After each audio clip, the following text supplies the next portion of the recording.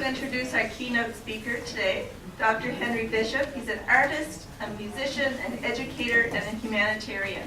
I'm just going to read you what's in your program. Dr. Henry Bishop was born in Weymouth Falls, Digby County, and is a direct descendant of Black Loyalists and Barbados migrant workers. He was the first African Nova Scotian to earn a graphic design degree from NSCAD University and has served as a communications officer with the Black United Front of Nova Scotia and as a curator at the Black Cultural Society Centre. He develops educational programs for schools, and he recently created the anti-bullying program called Dr. B's Beat the Bullying, Be the Change. Dr. Bishop teaches the African Canadian Studies component for the NSCC and the HRM campuses. So I'll turn it over to Dr. Henry Bishop. It's always an honor to take time to show the experiences that I've been through, and this is education in itself. Travel, going to different places, learning from different people, seeing diversity firsthand. That's what I think is important to learn as adult educators, that you have experience. And Einstein said experience is all the mistakes I made and I learned from them. So when you do something that's always doesn't work out, count it as a blessing, not a curse. It's something that you learn from that. So today, I want to share some of my blessings with you and tell you how I went through things as a youngster in my community, which you may have heard of. It's called Weymouth Falls, Digby County, Nova Scotia. Hold your hands up if you know where that is. I know Jocelyn knows. Some of you don't know. Okay. Well, it's a one-horse town. It's in the southwest part of the province. It's near Digby. Now, come on, you know where Digby scholars are. So these are communities that are born out of the Black Loyalist migration in 1782. So out of Shelburne, Birchtown, Yarmouth, Greenville, and then of course Weymouth Falls. Then you have Digby, Jordantown, Occasionville, and the Conway area. And then you go to Annapolis Royal, and so forth and so on, up to Halifax, and then of course across the rest of the province. So I'm a Black Loyalist descendant on one side, and that's my maternal side, my mom's side. She's a Cromwell. So some of you may have heard the name Cromwells. So I'm related to all Cromwells. Now on the other side is my dad, who's from Barbados. We call those people Bajans, the Bajan people. So their history is quite different. Caribbean migrations, 1790s, late 1800s, up to maybe 1920s. So mostly Cape Breton Island. And if anybody's from Cape Breton, you know the Whitney Pier, New Waterford, Glace Bay area. Any Cape Bretons in the house? Okay, all right. So good, strong Cape Bretoners. So that history is very unique as well. My dad went through there. He was a sailor, ended up coming into New Brunswick, working in the sugar refinery, and then over to Digby, crossed to Weymouth, met my wonderful mother, and guess what happened next? Born, bread and butter in Weymouth Falls. So that history is very unique. What's unique about me, though, is that as a youngster, and I like to talk about myself a bit, because inquiring minds want to know, I wasn't the way I am now. And in school, I had a lot of issues. And probably some of you as well dealt with some major stumbling blocks, which I turned into stepping stones later in life. These were based on my culture, also based on my understanding of self. I mean self-esteem, and also the fact that the treatment that I received in the educational system wasn't always good. So one of the other issues I had to contend with is that I had a speech impediment. Now, if any of you know about that, if you stuttered in your young days or even now, it can be quite embarrassing, especially in school, when you have to do public speaking or getting up in class and have to talk about your little items you brought in to show and tell, or just make a presentation to your classmates. Well, of course, you're going to get ridiculed if you don't speak very well, or if you don't have the right decor, can't afford all the nice clothes that other people might have on, or you may just be from the wrong side of the tracks. But it didn't stop me from being on track. It's very important to understand that, because all those things help me to be who I am now. So as an individual of African descent, I had to put up with a lot of nonsense. But I didn't give up. I just kept moving forward. And that's the key.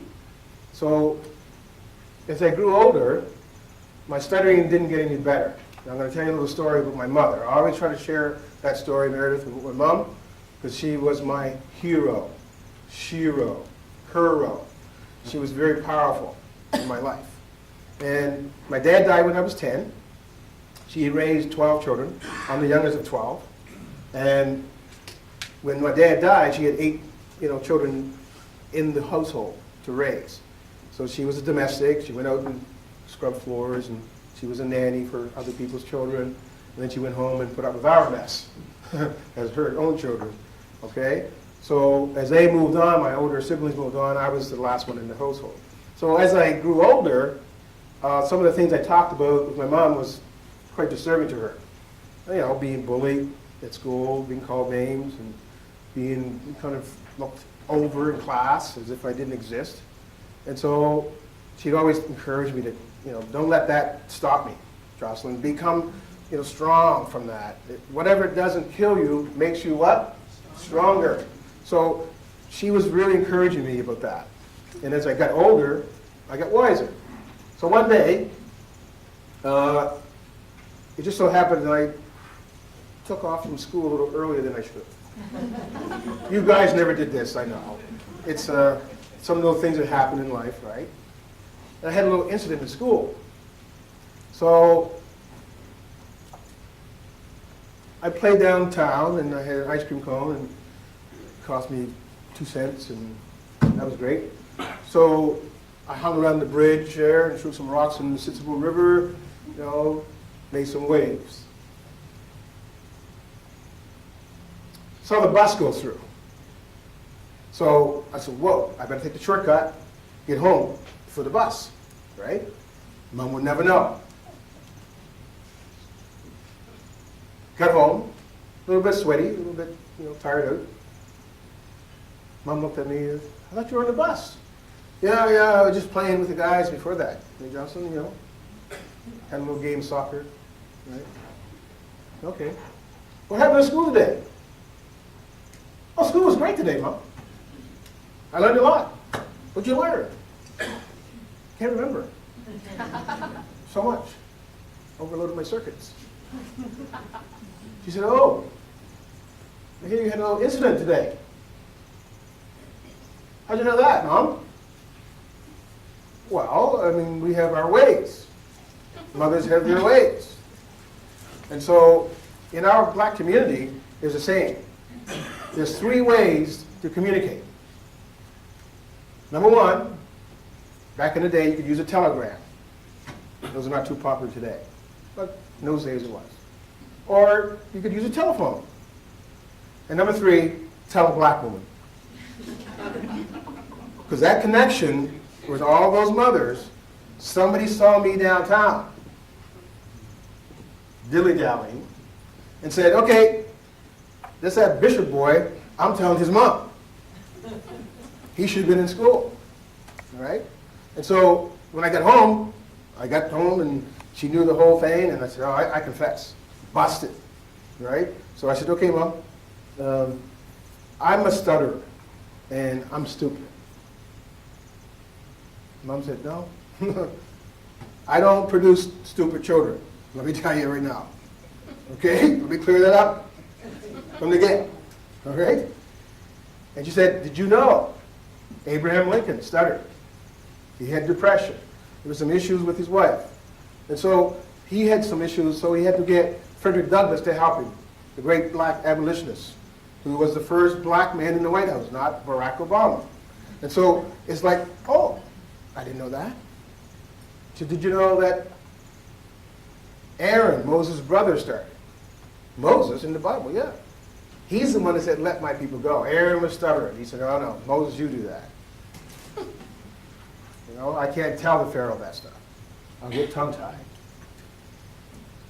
Did you know that Albert Einstein stuttered? No, I didn't know that. He's a genius. Yeah, but he has some problem with speech. Okay?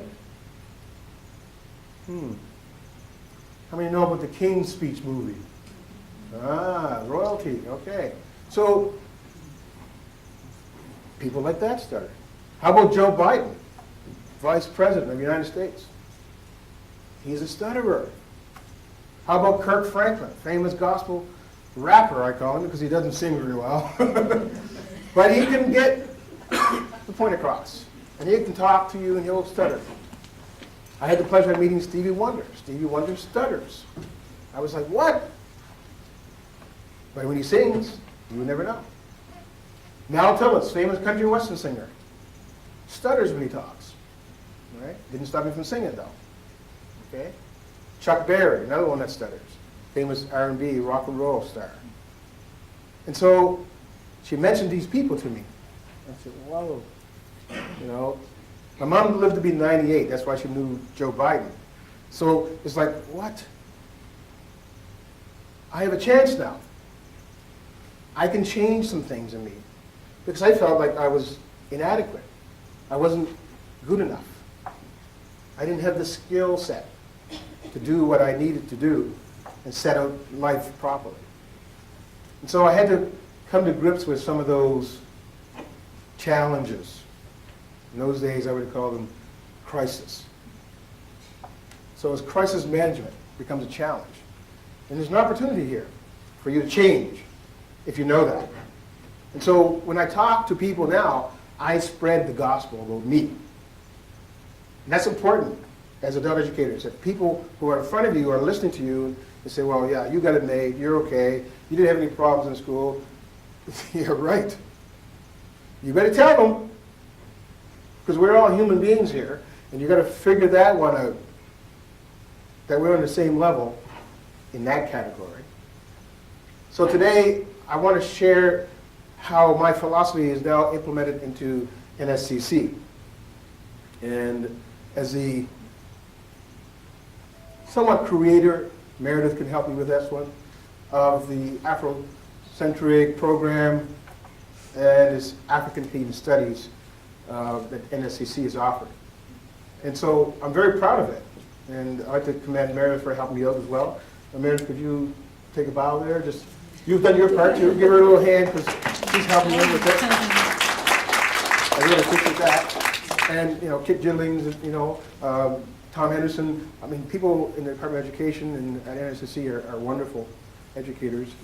So now that's being offered at NSCC. And it's the first time at the IT campus, Lead Street in Halifax. And now, this year, Meredith just started in the whole campus of Akeley. An ALP program has introduced the ACES. So that's the first time. That's breaking, you know, a mold there. I'm very proud of that. What am I saying? All this stuff happens because it's meant to happen. We play a part in it, all right? It's all predestined for us. But how do we know that? You do the right thing. You make the right choices. You find the right people to align with. That's the key about adult education and literacy, all right? Numeracy as well, okay? I talk to a lot of children about math, and they say, well, I don't like math. I don't do math. I'm not very good at math. Stereotypically, black people aren't very inept at math. Who built the pyramids? Hello? Anybody home? So the pyramids were built by black people. That's been proven now, all right? And so mathematics are nothing new. Astronomy, understanding chemistry, physics. I talk to a lot of young people about basketball. They say, well, I love basketball, I can't stand math. I said, listen, why do they have numbers on the scoreboard in basketball? Oh, I never noticed. Yes, that's math. Why is there a circle in the front of that court? Why is there a line for the foul shot? Why is there 3 seconds in the key? How long is each quarter? How many teams are there? How many people on the team? All of a sudden, they say, I know math, and I like it too. It's called physics. There's other ways of looking at math. Hands-on, doing something with your hands, okay? Building something, interactive. So what I try to do is make it practical with my students. I use music. Guess what? Music is math. I'm a percussionist. For years, I wasn't big on math because in school, I wasn't big on math.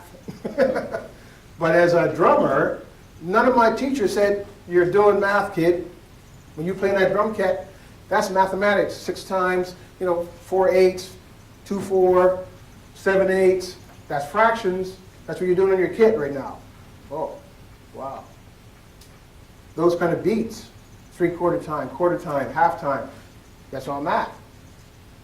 I wasn't taught that way. I just could do it. And so the rhythm piece was there. But the understanding of the physicality of it, didn't understand that. But if somebody had said, this is what you're doing, it would have changed me. Changed my conception of it, okay? Or perception. How do you do that? Well, you implement change by doing things now. And so today, in my studies, I introduce mathematical ideology through music. You're going to hear that in a second. And through my djembe drum. I also use concepts that come from the ancient African ways. Some of you may have heard of this through Kwanzaa. How many have heard of Kwanzaa? Okay? And that's great. Kwanzaa, Dr. Karanja, that December 26th to January 1st, that's wonderful. But school's closed. Okay? And so the students that I teach are not usually there. So I introduced Guzu Saba, which is the same principles that go back 5,000 years to ancient Egypt. And they're based on character, morality, virtues, and seeing yourself different from anybody else. Not better, not worse, just different. Because anybody here is the same? Even if you're identical twins, you're individuals. You're different. And so these principles are very powerful. And I developed beats that go along with the principles. So there's a program that I developed from NIA, and NIA means purpose. Guess what? Everybody's born on purpose. We all have an actual line of destiny when we're born. And it's up to us to follow that destiny. What changes you're going to make, what choices you're going to make, what help are you going to give, and how are you going to heal through your adversities. That's key. And so I developed programs based on NIA, just having a purpose in life. What's your purpose? Then I go to Umoja. Well, how many have heard of Mojo? Got your mojo working? All right, Austin Powers up in here. So you might have heard that term, but it goes from ancient African culture. Umoja is Swahili for unity, getting yourself together, feeling strong about yourself, making the right choices in life, knowing who you are. What kind of life you want to lead. A roadmap. Very important to have that. Then I go to Kujichagulia. Don't say that word eating popcorn, okay? Might be tricky. So Kujichagulia is very important because it's self-determined. You've got to be strong-willed. Never give up, all right? Just like my little grand says, Mike, who's the monster, university. Little Mike was a big eye. Anybody ever know that one? I've been educated now for children's stuff.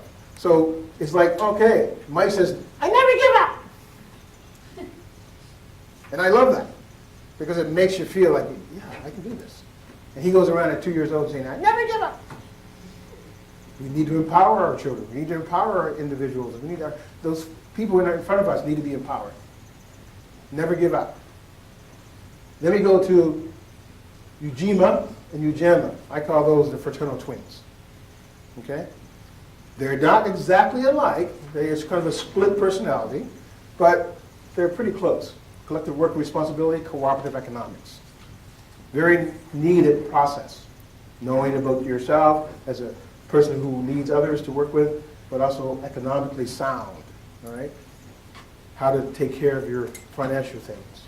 Very, very keen importance. And Kumba. What's Kumba? Kumba is creativity. I'm an artist. I was born that way. All right? So being creative is in my bloodline. However, if I don't show people I'm creative, what's the point?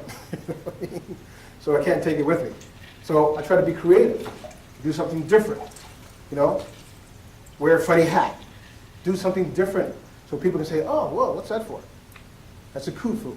Kufu is an ancient crown of the ancient kings of the ancient Egypt. The pharaohs wore. So it was a symbol of your royalty. Oh, okay. And so that's creativity.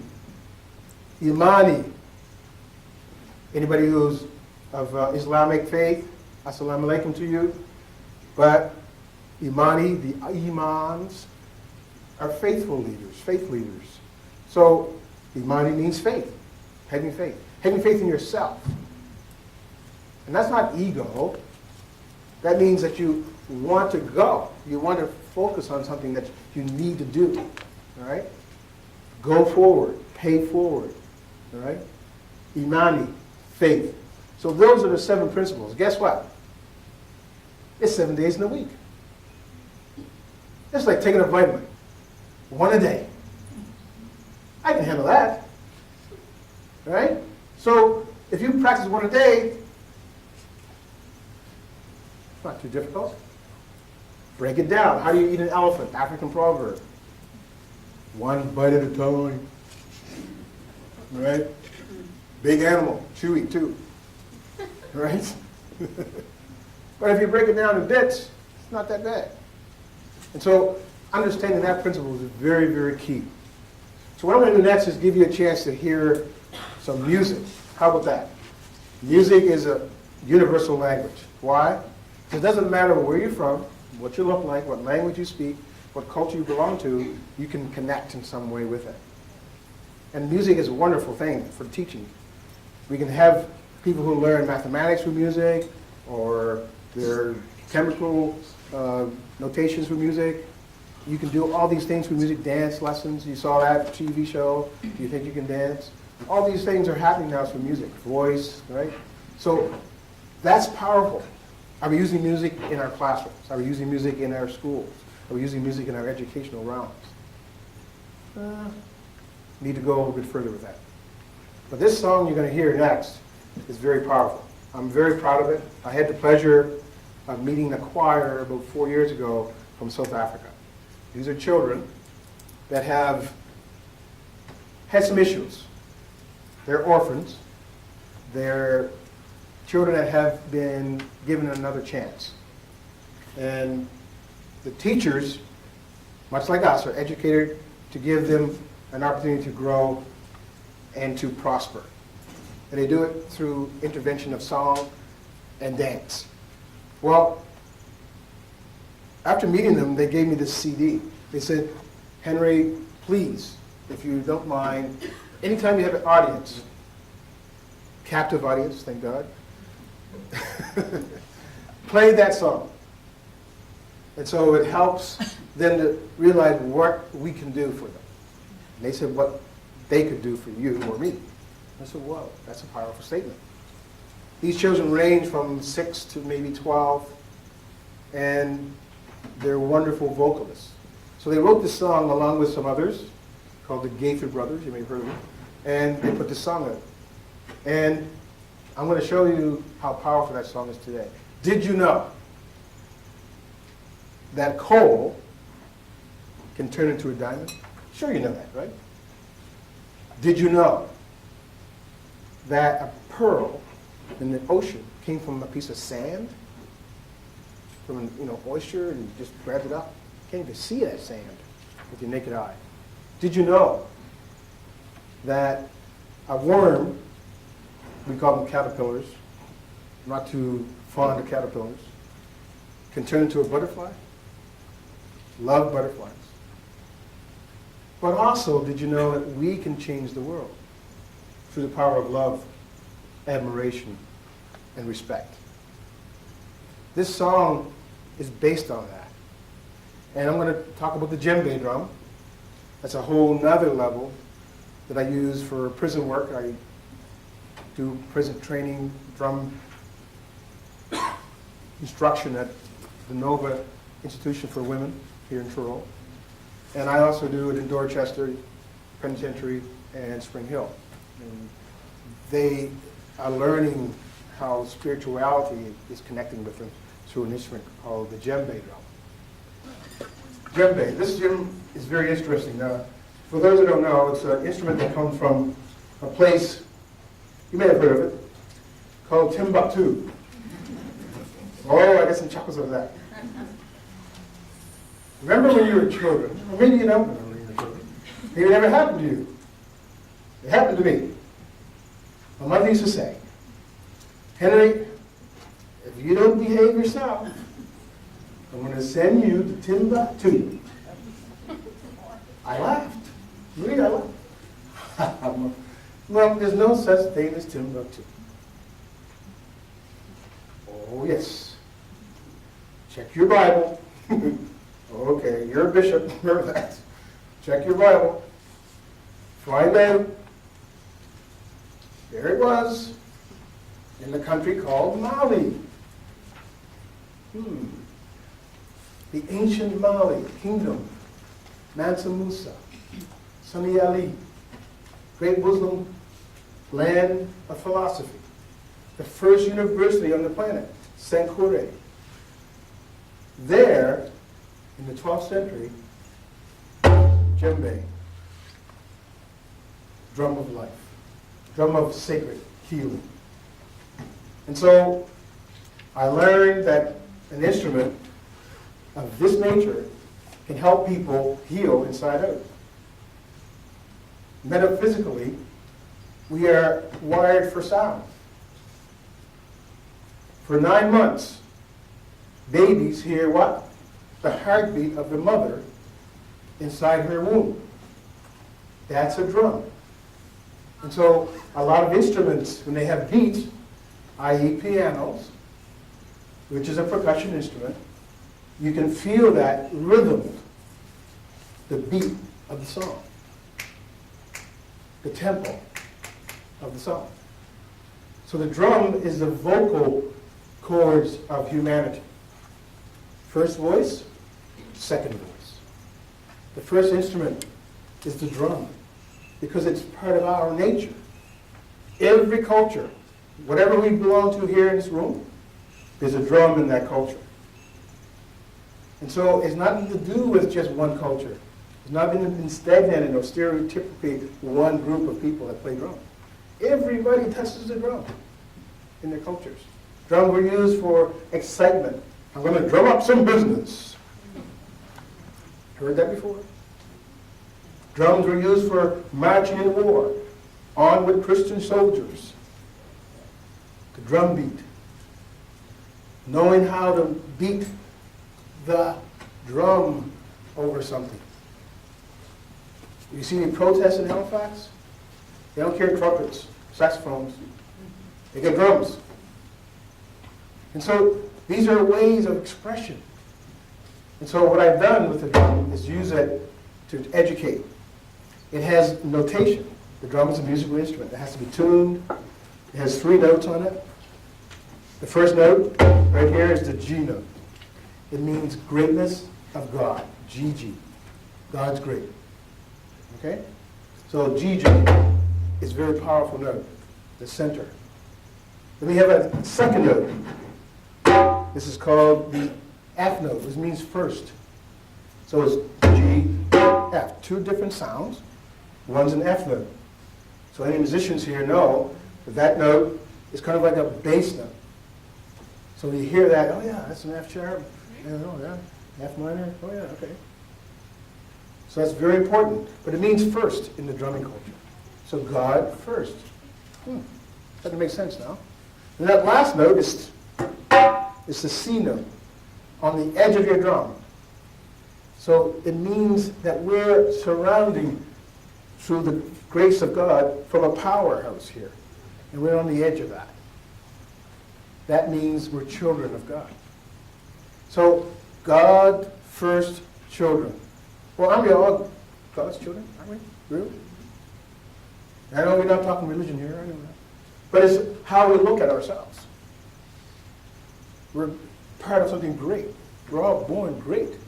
It's up to us to be great as an individual. And so the drum kind of allows us to be that. When we play, we pray. This is how we use our drum in the process of presentations. So I teach this to people who've been beaten down and feeling lack of self-esteem. So that's very powerful when they see that. And they can play the instrument, even though they never had the opportunity in the past to play that, they can play it in the future. And they say, oh, wow, at least I can play that. One of the incidents is that a young lady at Nova said, now, when I am released, I'm going to Toronto. I'm going to start a program for women who have been incarcerated in djembe drumming. She's never thought of that until she started playing the instrument. So she said, I can detoxify, get away from my drug addictions, and all these things. I don't need them now, because this drum helps me. It's something that helped me heal. That's amazing stuff, okay? No more chemicals in our body. So that process is all about education. So the djembe is taking the world by storm. A lot of people have now been using djembes for a lot of different reasons. Senior citizens, we do senior citizens work as well in nursing homes, and it's low impact. You can teach it, elders, movements, mobility, and you can sit down like I just did. So those are things that, again, are reaching out to another level. What I want to finally say to you is finish off with is how you can move forward yourselves by making the change from within. Seeing yourself as greater than you are. You have an opportunity or potential to become better than we are. Every day is a learning experience. Use that. Even if it's not always great, use that to express things didn't work out for me this morning, but I'm here now. I had a flat tire, or whatever. Little story. Do you ever lose your keys? You may ever lose your keys here? I lost my keys so many times to even think about it. All right? This person lost their keys. It was in their house. Didn't know where it was. Suddenly the power went off in their home. And they were searching frantically for their keys because they had to go for a trip to Truro for this conference. I wonder what the name of that conference was. Oh yeah, literacy conference. And so they lost their keys and they were like, oh man, the power went off. But somehow there was a light outside next to a lamppost, and one of those lights were on. And the light was on over their mirrors, and they could see around that lamppost. So they stopped themselves, well, maybe my keys are out there. I'm going to go outside, because there are lights out there, and find my keys. So they dash out their house and run down by that light, and they're searching around and looking, they're groping and saying, oh, where's those keys? They got to be here.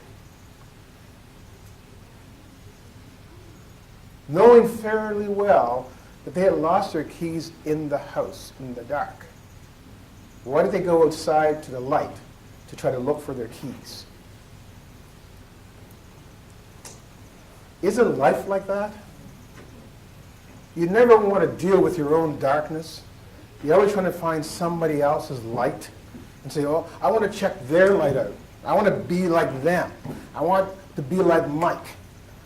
I want to find out what they have as a solution. No, we're not cookie cutter people. One size does not fit all. Everybody has a different way of doing things. Everybody has multiple intelligences. And so we have to find ways on our own that works for you or me. That change of the key structure in your head and your heart has to come together. What is the key things in your life as an educator that you need to do? Self-development, soul-searching, character building, How can you be the best you can be and make your mark in history? Be strong in what you do. It's a noble profession. Two people in most individuals' lives have the most impact. Well, let's say three. Can't forget Dad. Somewhat. Dad, definitely Mom, and the teachers. I remember teachers in my life and told me stuff right today, the impact they had on me and the kind of life I have to lead because of that. I want you to feel that empowerment today.